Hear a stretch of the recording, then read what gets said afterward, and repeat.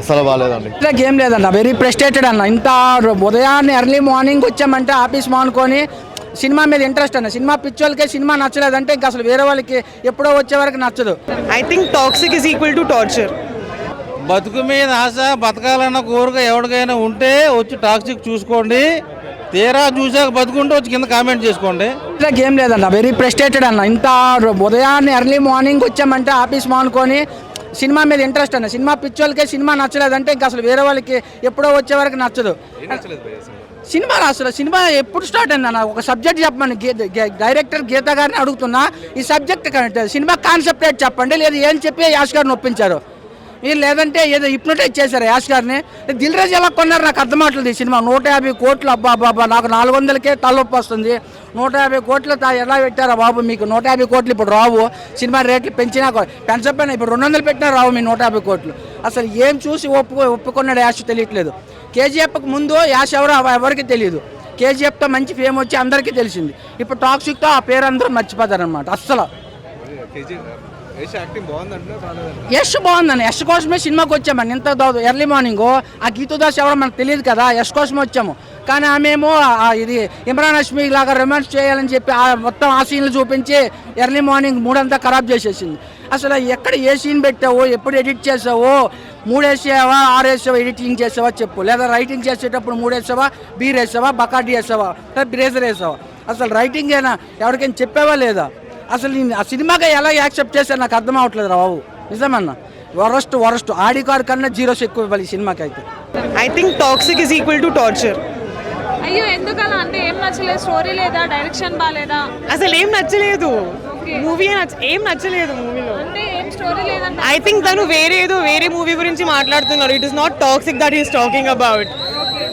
I think he's dreaming right now. అంటే ఎందుకు అంత నెగటివ్ వచ్చింది అంటున్నారు? ఎక్స్పెక్టేషన్స్ అసలు మ్యాచ్ అవ్వాలంటే there was nothing to match ఆ మూవీలో. కేజీఎఫ్ చూసాక యష్ నుంచి we expect something.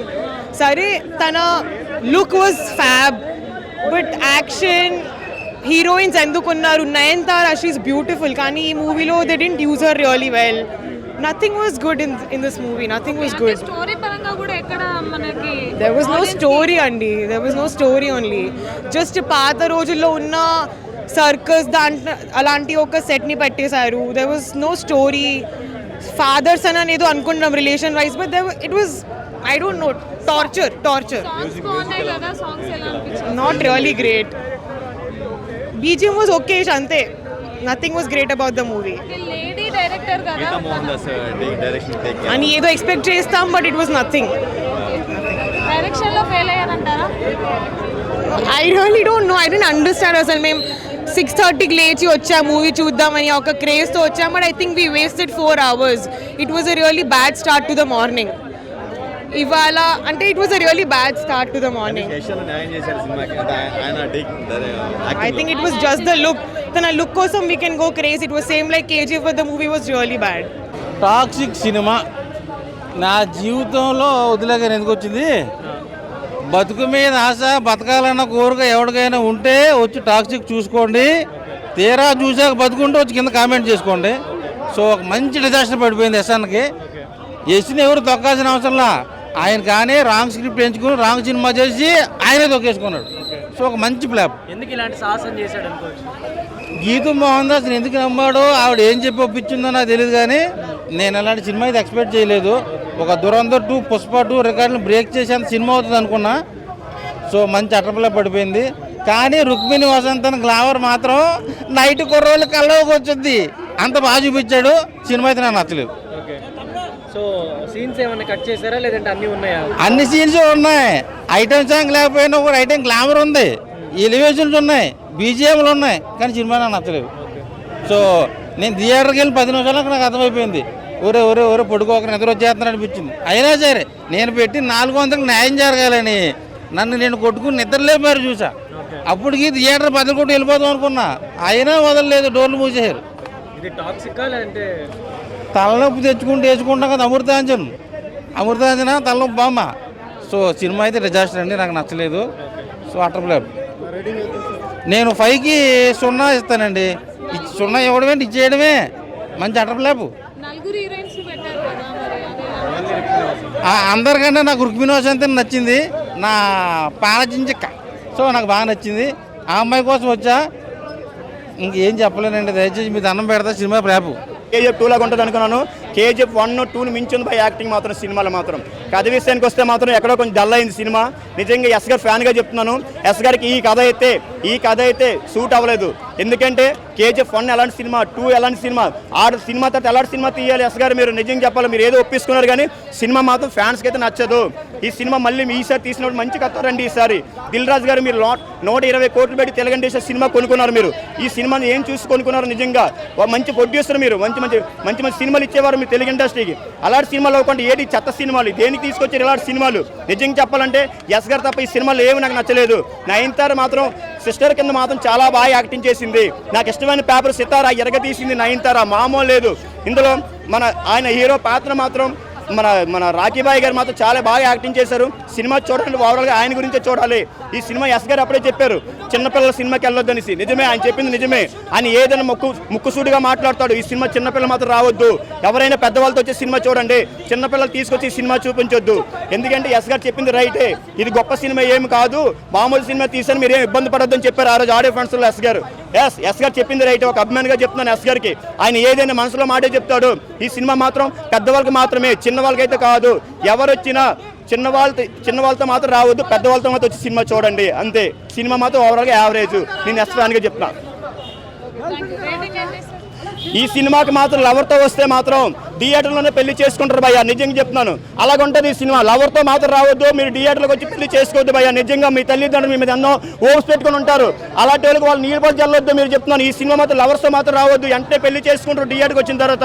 ఎందుకంటే సీన్లు అలాగుంటాయి, మూమెంట్లు అలాగుంటాయి, కిస్సులు అలాగుంటాయి, మామూలుగా ఉండు.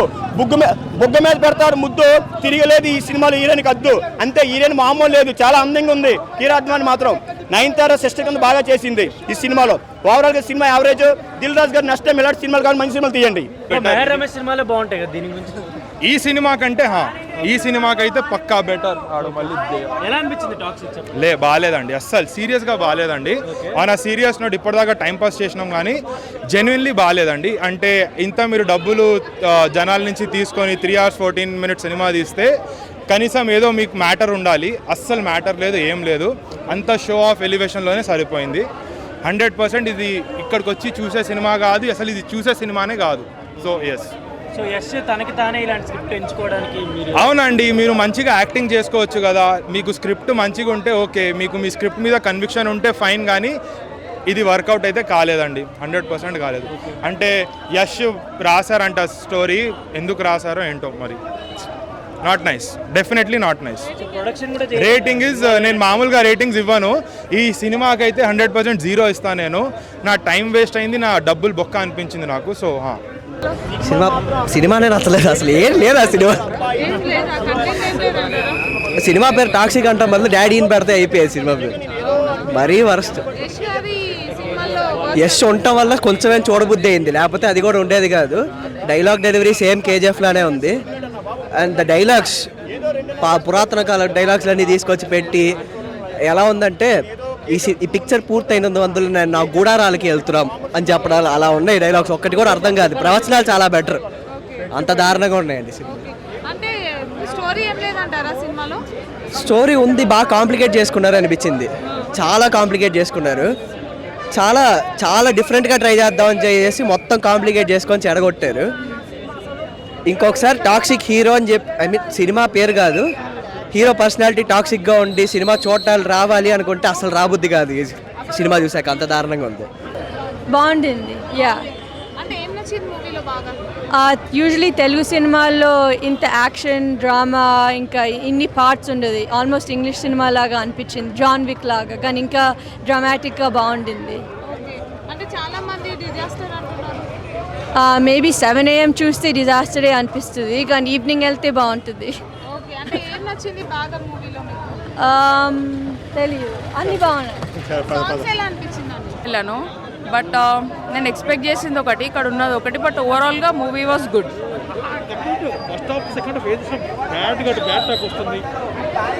అంటే బ్యాడ్ టాక్ అని కాదండి, అది ఎలా ఉందంటే ఒక మెచ్యూర్డ్ మూవీ ఇది.